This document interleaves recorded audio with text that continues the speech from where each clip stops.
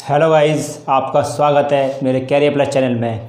तो ये देखिएगा आज मैं कौन सी वीडियो लेकर आया हूँ, यूपी टीजीटी पीजीटी। ठीक है, बहुत सी लड़के कमेंट कर रहे थे और लड़के भी कमेंट कर रहे थे, मुझे तो नाम भी याद रह गए। एक जो है पूजा श्रीवास्तव है, एक उमंग मिश्रा जी हैं, एक नेहा वर्मा जी हैं। बहुत सारी लड़कियाँ, बहुत सारी जो लड़कियाँ ज़्यादा कमेंट करती हैं और लड़के भी कमेंट करते हैं, ऐसी बात नहीं है ना। तो उनके जो कमेंट्स आते हैं वो ज़्यादातर इन्हीं पे रहते हैं कि सर इंटरव्यू होगा या नहीं होगा, इसमें वैकेंसी निकलने के बाद 6 महीने में क्या प्रक्रिया पूरी होगी या नहीं होगी, वेतन के बारे में बताइएगा। क्या आपको पता है कि 1 साल की संविदा रहती है? मतलब ये रहता है कि अगर आपको टीजीटी पीजीटी में यदि आपकी गवर्नमेंट जॉब लग जाती है टीजीटी पीजीटी में, तो लगभग सैलरी 50,000 के आसपास रहती है टीजीटी की, और पीजीटी की 55,000 से और 60,000 के बीच में रहती है। मैंने एक बार अपनी जो पुरानी वीडियो थी उसमें मैंने आपको बताया था कि इसमें जो है इसमें एक तो होते हैं ए वाले, मतलब ए कैटेगरी के ज़िले होते हैं, और एक होते हैं बी कैटेगरी के, और एक होते हैं सी कैटेगरी के ज़िले। ठीक है, तो उसी के अकॉर्डिंग आपको सैलरी मिलती है। सी कैटेगरी के वो होते हैं जो गांव देहात के क्षेत्र इंटर कॉलेज होते हैं, वहाँ पर आपको जो सैलरी कम मिलती है, वहाँ का डीए जो कम होता है। ठीक है, क्योंकि मैं ऑलरेडी एजुकेशन डिपार्टमेंट में हूँ तो मुझे इसकी बहुत ज़्यादा नॉलेज है। ठीक है, तो देख लेते हैं। इसमें जो है ज़्यादातर बच्चे इसमें कमेंट कर रहे थे, सर ये बताइए कि यूपी टीजीटी के बारे में। ठीक है, मैंने एक बार बता दिया था, मैं फिर भी एक बार आपको समझा दूँ। यूपी टीजीटी मतलब कहते हैं ट्रेंड ग्रेजुएट टीचर। ठीक है, इसके अंदर क्या रहता है मैं आपको समझा देता हूँ। इसके अंदर जो है आपके लिए मतलब इसमें जो है एक तो आपका होता है जैसे बीए या बीएससी, ठीक है, या बीकॉम। इसमें बीएड मांगते हैं। ठीक है, इसके बाद इसके अंदर केवल पीजी मांगते हैं। माना क्या होता है टीजीटी में, क्या होता है ट्रेंड ग्रेजुएट टीचर, और आपका पीजीटी का मतलब होता है पोस्ट ग्रेजुएट टीचर। मतलब आप जो इंटर क्लास पढ़ाते हैं तो आप प्रवक्ता बनते हैं, है ना। इंटर क्लास पढ़ाते हैं तो आप मतलब ये होता है पीजीटी प्रवक्ता। इसमें बीएड की ज़रूरत नहीं पड़ती है। ठीक है, इसमें जो है बीएड की ज़रूरत नहीं होती है। मैं यहाँ पे लिख देता हूँ। ठीक है, नहीं होती है। ठीक है, मैं बहुत फास्ट लिख रहा हूँ, चलो कोई बात नहीं, राइटिंग जैसी भी हो।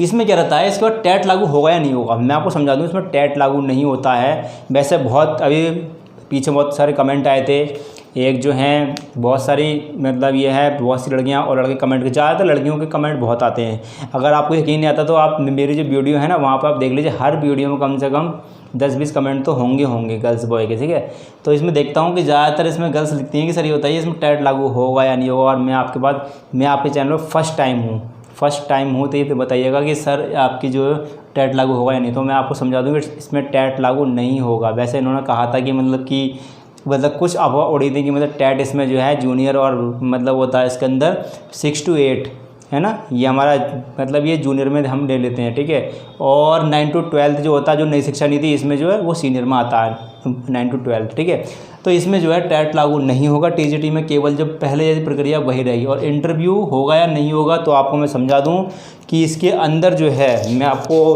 बताना चाहता हूं कि इसमें जो इंटरव्यू जो है वो टीजीटी में नहीं होगा। ठीक है, और पीजीटी में होगा। ये पीजीटी में जो है वो इंटरव्यू होगा, 100% होगा, क्योंकि इसमें जो है पहले से इनका जो नोटिफिकेशन आ गया। और टीजीटी जो है वो एलटी गेट के बेस पे एग्ज़ाम आएगा। उसमें क्या रहता है, पहले जो था 125 क्वेश्चन आते थे, पर अब ऐसा नहीं होगा। अब 150 क्वेश्चन आएंगे, प्लस उसके अंदर हिंदी, इंग्लिश, गणित, विज्ञान के कुछ क्वेश्चन आपको देखने को मिलेंगे। क्योंकि एलटी ग्रेड में भी जो है वो 30 क्वेश्चन जो आए थे वो रीजनिंग के भी थे, उसमें मैथ भी थी, साइंस भी थी, इंग्लिश भी। ठीक है, और जो हमारे जो 130 क्वेश्चन थे वो हमारे सब्जेक्ट से रिलेटेड थे। ठीक है, तो हमारे सब्जेक्ट से रिलेटेड जो थे वो क्वेश्चन थे। ठीक है, तो ये भी आपको देखने को मिलेंगे। ठीक है, और हाँ, इस चैनल पर आप अगर नए हैं तो चैनल को सब्सक्राइब जरूर कर लीजिए। मैं हर वीडियो के लास्ट में कहता हूँ, पर इस वाली वीडियो में शुरू में ही कह रहा हूँ, क्योंकि ये आप वीडियो देख लेते हैं और सब्सक्राइब नहीं करते हैं। और वैसे भी इस वीडियो को लाइक कर दीजिए। ठीक है, और हाँ, ज़्यादा अगर देखना चाहते हैं तो आप मेरे चैनल के जो अबाउट सेक्शन है ना, माना कि पहले प्लेलिस्ट आएगा, फिर अबाउट सेक्शन में जाकर देख लीजिए मेरे अभी तक कितने कम से कम 1 लाख से ऊपर व्यू हैं। ठीक है, 1 लाख से ऊपर लोग देख रहे हैं, कम से कम 50,000 लड़कियां हैं और लगभग 50,000 लड़के हैं जो मेरी इस वीडियो को देख रहे हैं। ठीक है, मतलब देख लेते हैं। ठीक है, तो इसमें देख लेते हैं लगभग जो है इसमें कम से कम वैकेंसी निकलने के बाद 6 महीने में प्रक्रिया पूरी होगी। अब देखो ये वाली बात तो मुझे कंफर्म नहीं है कि प्रक्रिया 6 महीने पूरी होगा या नहीं होगी, पर इसका विज्ञापन आपको अक्टूबर में देखने को मिल जाएगा। ठीक है, इसका विज्ञापन जो है आपको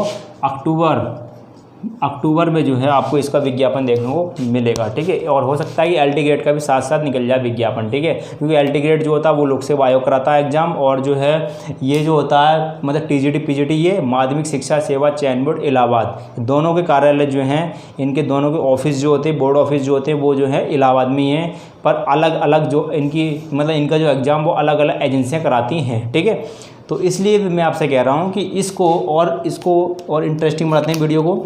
इसमें देख लेते हैं वेतन के बारे में, ठीक है। वेतन इसमें मैंने आपको सैलरी बता दी, पहले इसकी सैलरी टीजीटी की कम से कम 45,000 बैठती थी सैलरी, ठीक है। पर अब जो है इसमें सैलरी लगभग जो है 50,000 के। 7वां वेतन आयोग जो है ये सातवां वेतन आयोग जो होता है ना, जो 7th जो होता है पे कमीशन जो है, 7th पे कमीशन जो है उसमें जो है 7th पे कमीशन में सैलरी लगभग जो है वो कम से कम आपकी 50,000 के आसपास बैठती है, इसमें लगभग हो जाती है इतनी, ठीक है। और पीजीटी में कम से कम 55 से 60,000 के बीच में सैलरी होती है पर मंथ, ठीक है। पर इसमें क्या रहता है 1 साल की संविदा रहती है। अब संविदा कैसी रहती है, अब आप कहेंगे कि संविदा का नियम तो हटा दिया गया, तो हटा तो दिया गया है ना, चलो हमने मान लिया कि संविदा नहीं रहती है, तो इसमें करेंगे कि हम जैसे आपकी ज्वाइनिंग होगी तो ज्वाइनिंग के बाद आप लोन लेके दिखा दीजिए।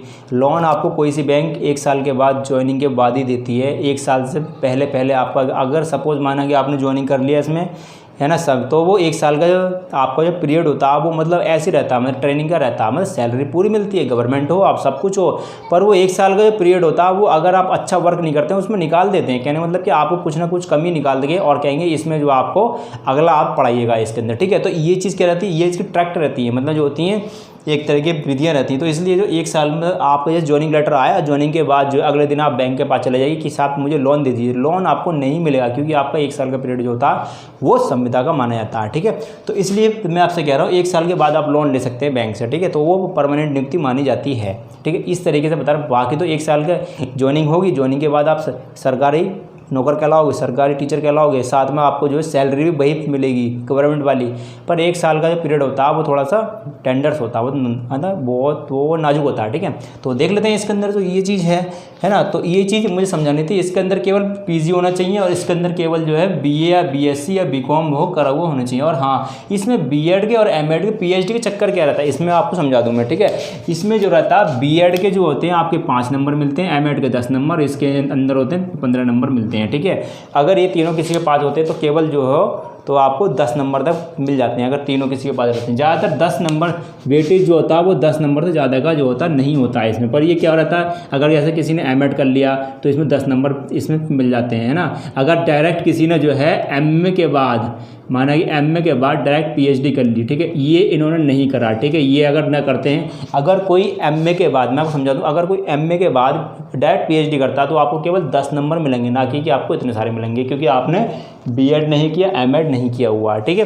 क्योंकि इसका मतलब ये होता है कि आपको उस सब्जेक्ट में गहरी पकड़ है, मतलब उस सब्जेक्ट की बहुत नॉलेज है आपको, तो इसलिए जो है इसमें जो है पीएचडी और एमएड के आपके नंबर मिलते हैं, ठीक है। तो 10 नंबर से ज़्यादा इसका वेटेज जो होता है वो नहीं होता है, ठीक है। तो इसलिए कह रहा हूँ अगर आप चैनल पर नए हैं तो चैनल को सब्सक्राइब कर लीजिए, बेल आइकन प्रेस कर लीजिए, जिससे कोई भी इन्फॉर्मेशन आएगी सबसे पहले हमारे चैनल के माध्यम से आपको इन्फॉर्मेशन दी जाएगी, ठीक है। तो इसलिए कह रहा हूँ कि अगर आप चैनल पर नए हैं तो इस वीडियो को आप लाइक कर दीजिए, ठीक है। आप वीडियो को लाइक नहीं करते हैं, ठीक है, और इस चैनल को सब्सक्राइब कर दीजिए, ठीक है। तो please subscribe my YouTube channel Career Plus. Thank you very much.